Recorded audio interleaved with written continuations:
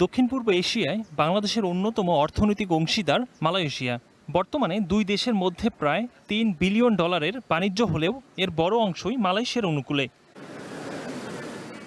বাংলাদেশ মূলত মালয়েশিয়া থেকে palm oil, জ্বালানি, রাসায়নিক পণ্য, শিল্পের কাঁচামাল ও বিভিন্ন ভোগ্যপণ্য আমদানি করে। অন্যদিকে বাংলাদেশ থেকে তৈরি পোশাক, ঔষধ, চামড়াজাত পণ্য রপ্তানি হয়। পাশাপাশি সিরামিক, কৃষি পণ্য ও প্রক্রিয়াজাত খাদ্য রপ্তানির সুযোগ বাড়ছে।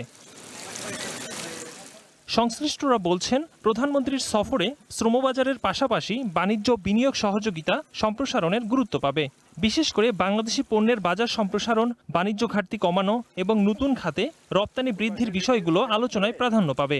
ভারত, চীন ওরা যেভাবে জব ফ্যাসিলিটিসটা পায় আমরা সেভাবে পাই না, আমাদেরকে সেভাবে তারা যোগ্য মনে করে না। এদিকে বাংলাদেশ ও মালয়েশিয়ার মধ্যে প্রস্তাবিত মুক্ত বাণিজ্য চুক্তি বা এফটিএ নিয়ে একটি সমঝোতা সই হতে পারে বলে জানিয়েছে পররাষ্ট্র মন্ত্রণালয়। ব্যবসায়ীরা বলছেন, এফটিএ কার্যকর হলে শুল্ক ও অন্যান্য বাণিজ্যিক বাধা কমবে।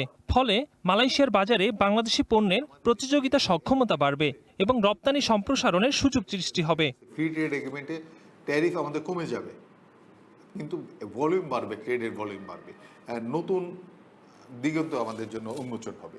তো মাননীয় প্রধানমন্ত্রী এই সফরে এটার উপর হয়তো একটা এমওইউ হবে। এটা ফ্রি ট্রেড এগ্রিমেন্টটা যদি হয়, এটা আমাদের দুই দেশের ট্রেডের জন্য খুবই ভালো হবে।